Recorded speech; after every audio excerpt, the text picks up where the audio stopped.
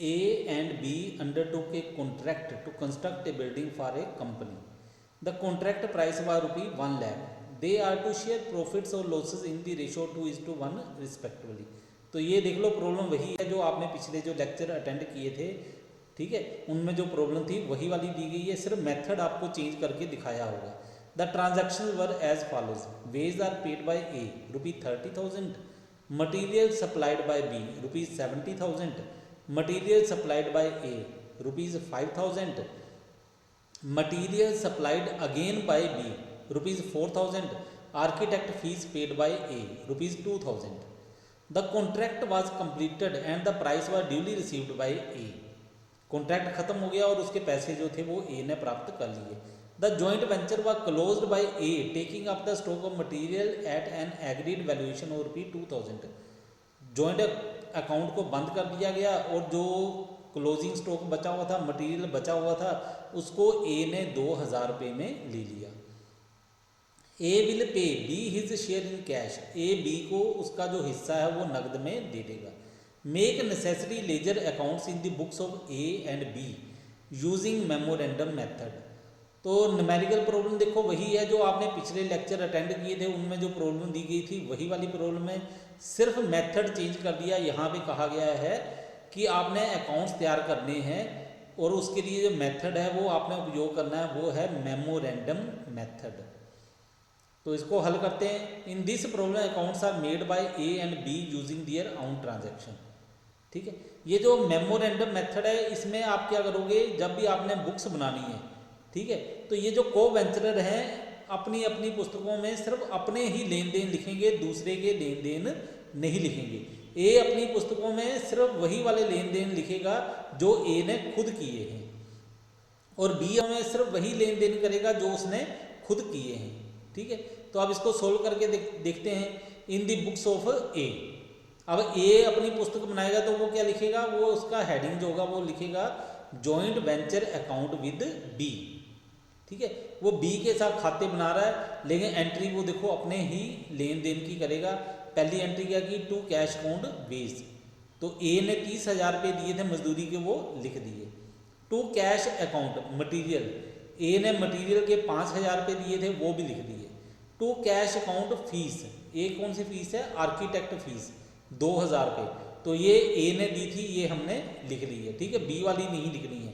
ये देख लो क्वेश्चन, ए ने 30,000 दिया था, फिर 5,000 दिया था, फिर 2,000 दिया था, तो ये देख लो हमने वही लिखा है। ठीक है, 30,000, 5,000, 2,000।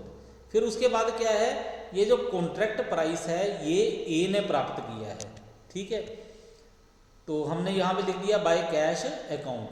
ठीक है, तो ए को मिल गया कॉन्ट्रैक्ट प्राइस जो था वो 1,00,000 रुपये का, तो 1,00,000 रुपया मिल गया। ठीक है, बाय स्टॉक अकाउंट, और उसने क्या किया, स्टॉक भी ले लिया था ए ने, तो उसकी एंट्री कर दी बाय स्टॉक अकाउंट 2,000 रुपये।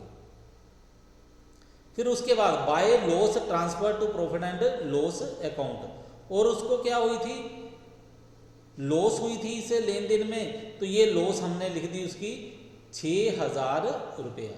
तो यहाँ पे हमारे पास आ जाएगा टू बैलेंस कैरी डाउन 71,000। ठीक है, तो ये यानी कि उसके बाद फालतू पैसा है 71,000 का, तो ये उसने लिख दिया यहाँ पे। ठीक है, अब ये जो 6,000 रुपया आया है ये कहाँ से आया है, ये बाद में हम देखेंगे। आगे अकाउंट बनेगा एक मेमोरेंडम जॉइंट वेंचर अकाउंट, ये वहाँ से पैसे लिए हैं 6,000 रुपये, अपनी तरफ से नहीं लिखने हैं। ठीक है, और 71,000 जो है ये बैलेंसिंग फिगर है। अब करते हैं in the books of B. B क्या बनाएगा, joint venture account with A. To cash material, उसने 70,000 रुपये का मटीरियल खरीद कर दिया, वो लिख दिया। टू कैश मटीरियल 4,000 रुपये का मटीरियल फिर दिया था, वो लिख दिया। By loss transfer to profit and loss account, तो उसको लॉस हुई थी 3,000 रुपये की। ठीक है, तो 3,000 रुपया कहाँ से आया है, ये इस क्वेश्चन से पता नहीं चलेगा, यहाँ पे नहीं पता चलेगा, ये आप मेमोरेंडम जॉइंट वेंचर अकाउंट बनाओगे वहाँ से पता चलेगा। ठीक है, बाय बैलेंस कैरी डाउन, और ये जो 71,000 आया है बैलेंस, ये कहाँ से आया है, ये बैलेंसिंग फिगर है। इसका मतलब ये 71,000 रुपीज़ जो है वो प्राप्त करेगा ए से। ठीक है, बी क्या करेगा, 71,000 रुपीज़ जो है वो ए से प्राप्त करेगा। ठीक है, अब ऊपर हमने देखा था 6,000 और 3,000, तो वो कहाँ से आया था, वो आया था मेमोरेंडम जॉइंट वेंचर अकाउंट बना के। तो उसे हम तैयार करते हैं, मेमोरेंडम जॉइंट वेंचर अकाउंट। तो इसमें क्या लिखना है, इसमें आपने दोनों के नाम लिखने हैं इकट्ठा करके, जो जो उन्होंने खर्च किए। टू ए ने बेच खर्च की थी 30,000 रुपये, टू बी ने मटेरियल दिया था 70,000 का, तो लिख दिया 70,000। टू ए ने मटेरियल दिया है 5,000, ऊपर क्वेश्चन में देखो सारा लिखा हुआ है ऐसे कैसे। टू ए फिर मटेरियल दिया था उसने 4,000 रुपये का, ये लिख दिया हमने। टू ए फीस, ए ने क्या किया था, फीस भी दी थी 2,000 रुपये की, वो भी हमने लिख दी। ठीक है, ऊपर ये वाले खर्चे देख लो एक बार अच्छी तरह से क्वेश्चन में। ठीक है, ये देखो ए ने ये पैसे दिए, ये दिए हैं। मटेरियल ए ने सप्लाई किया है 5,000 रुपये का, और मटेरियल बी ने सप्लाई किया है 4,000 रुपये का। तो ये शायद हमने उधर गलत लिख दिया, वहाँ पे ए लिखा हुआ है, ए नहीं लिखना, वहाँ पे बी लिखना है। ठीक है,